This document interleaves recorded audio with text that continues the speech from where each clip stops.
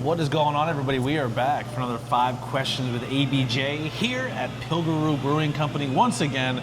I'm going to do a few more of these in the future where they're not just professional wrestling people. I'm going to start mixing it up. People that of other industries or just people at the bar who want to talk about things that they're passionate about. So if you would like to be on 5 questions with ABJ or any of my content, you don't have to be someone who's in the professional wrestling space. I let anyone on. Anyone. Anyone. Today I'm joined with Nate Heater of Nate Heater Magic. Yeah, I have a t-shirt. I didn't switch. Is that all right?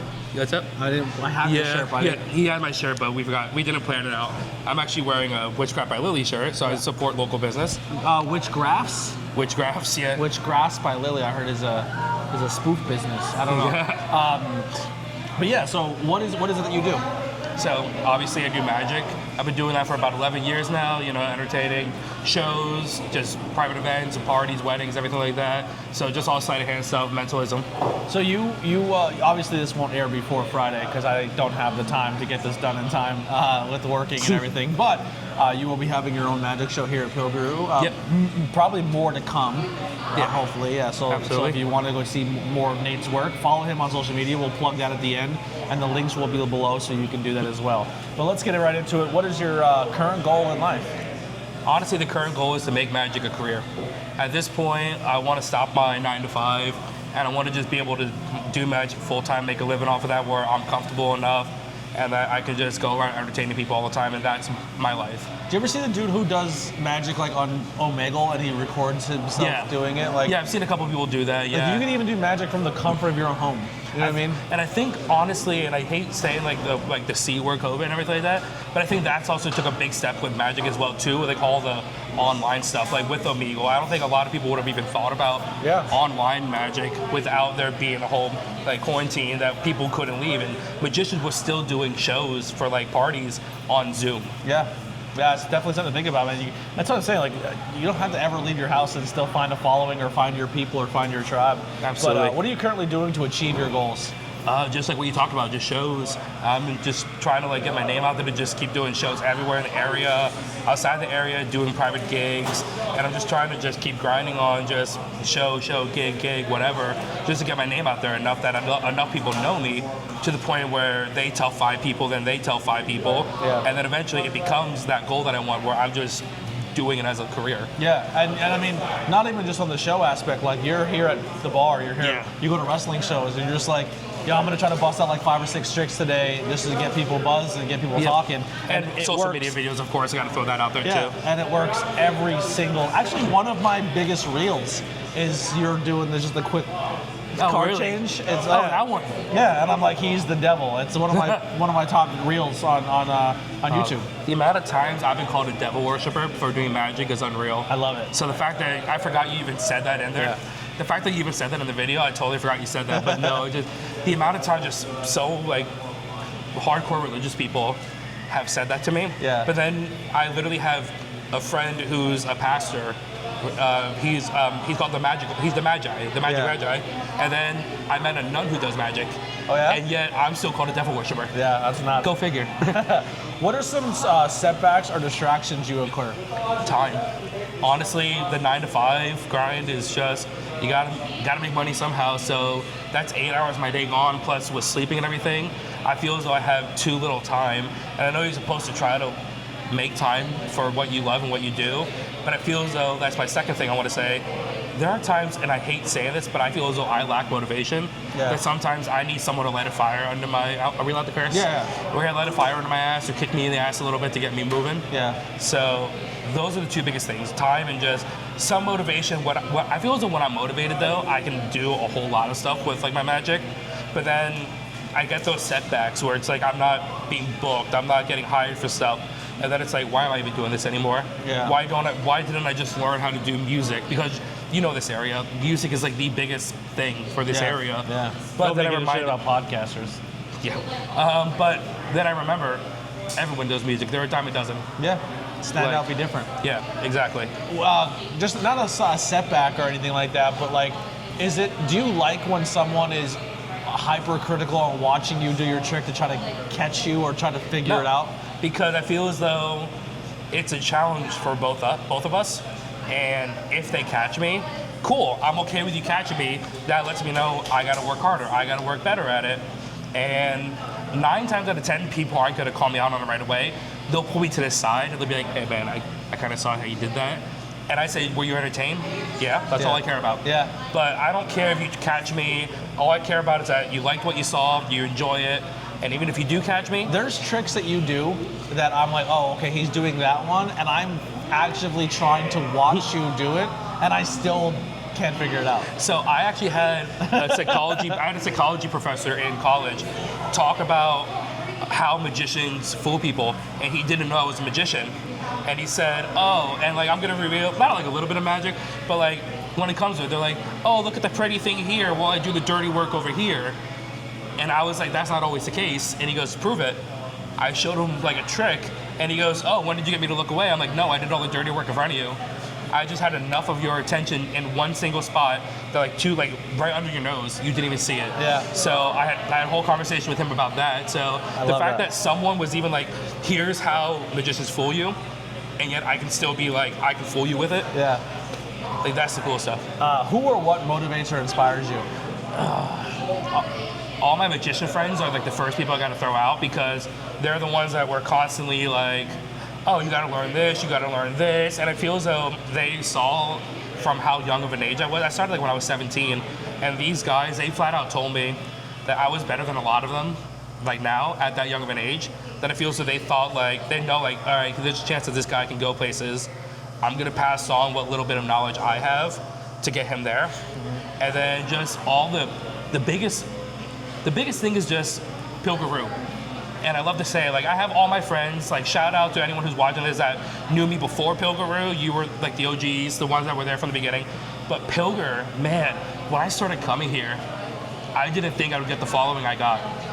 All the connections, everyone who knows me now, like, when I did you saw my one show over there, how much of that was Pilgaroo people? Yeah. Because they all saw me, they heard about me, they saw me performing in here. And having that group of people who have like different connections and different things is probably one of the biggest things to help me out, just getting me out there. You, Borky, with the wrestling. Yeah. Who would have thought I'd be a magician performing for wrestlers? Yeah. And then like those are some of my best videos. Having just the other connection of just like, we'll just throw a couple names out there. Amber, Eddie, how many people they know. Again, we'll throw Pilgaroo because Tyler's getting me trying to book in other breweries. He's even talking about getting me in Virginia. That's awesome. I never would have dreamed that at this young of an age I can go down to like Virginia to do a show. That's awesome, man. Yeah. So that's a big thing. If you go, maybe I'll arrive with you. That's my brother lives. He's down that area. Road trip. Yeah. The last one is what are you grateful for, and are you currently happy? I think I kind of already said in the last part. I'm grateful for all my support, all my friends that I met through here, you included. I'll throw you out there for the podcast. Without them, I don't think I would be nearly as far along as I am. Everyone here, a good friend, AJ Avizano, he is the one he's probably my biggest push. He's the one that's always telling me to go out of my comfort zone and perform. He was the one that's I will say that I think the first time I ever seen you do a trick is because AJ was like, yo, do it. Yeah. Yeah. And I need people like that. Yeah. Sometimes, and I don't know why, again, the lack of motivation. I don't feel like performing, but there are times that I have to push myself to perform. I didn't want to go out one night. I forced myself to go out. I ended up performing for a superintendent of a school that hired me that night. That's awesome. For something. That's super sick. Just the support group, AJ is a big part, and just, there's too many people to name on here. If I know you, you gotta say thank you for helping me out all the time. Yeah. Because we can go on for like another 5 podcasts just naming people. And the second part, am I happy? I'm gonna say no, because I don't think I'm ever gonna be happy until I reach the pinnacle. Yeah. Because I feel as though once I'm happy, I'm gonna get lackadaisical. I'm gonna stop working hard, and I'm gonna lose that hunger. Yeah. Where can people find and support you? Nate Heater Magic, Facebook, TikTok, Instagram, and NateHeaterMagic.com website. There it is. All right, well, we'll be back for a bonus question. Do you have anything you can do? Yeah, I can do something quickly. All right, so the bonus question is going to be, he's going to show us a magic trick. So come back after the music by the Converse Kid, and we'll see you soon.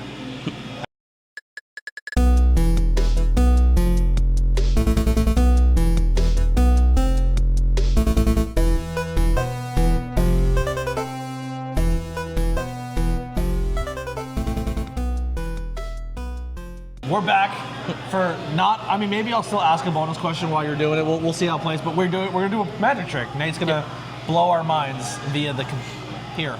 So I was trying to think about something I could do on camera. I think this would be the best thing because you'll be able to experience it, and I think they will too. Okay. So I'm gonna keep this in view. That way you don't think I'm doing anything funny the whole time. I want you to just imagine that you have in front of you a deck of cards. You see all 52 cards laid out in front, all the faces, all the numbers, the suits, and everything. Yep. I want you to know, you can think of an ace of spades, you can think of a queen of hearts. I do want you to know they are the two most commonly selected cards. So that's completely up to you though. You have a free choice of all 52 cards. What you're gonna do is, in your mind, you take one of those cards, you turn it the other way, and put it back in the opposite way of all those other cards. Stuck between two cards right now. You're stuck between two? Yeah. All right, here's the thing. Which one do you think would be the least likely? I think they're pretty both uncommon cards. All right, perfect. I love that. We didn't set anything up beforehand. He did not know I was going to do this. All right, let me lock one of them in. Yeah, go for it. All right, I think I got it. You got one? Yep. You close the deck, you put it back in the box. Got you. All right. This was here the whole time. They were literally seeing this. Yep. No cards. What card are you immediately just thinking of?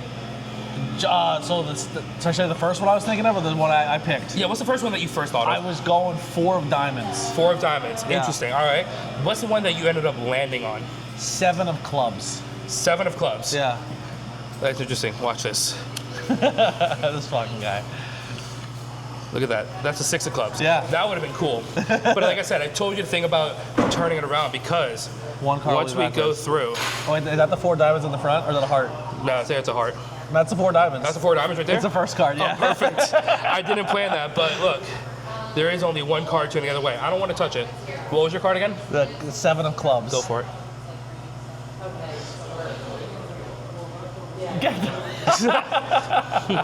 Unbelievable. That's crazy. I almost, like, I was torn between the two, and I almost went 4, and Yeah. I went with the 7 of clubs. That's what I do. Son of a bitch. That's Nate.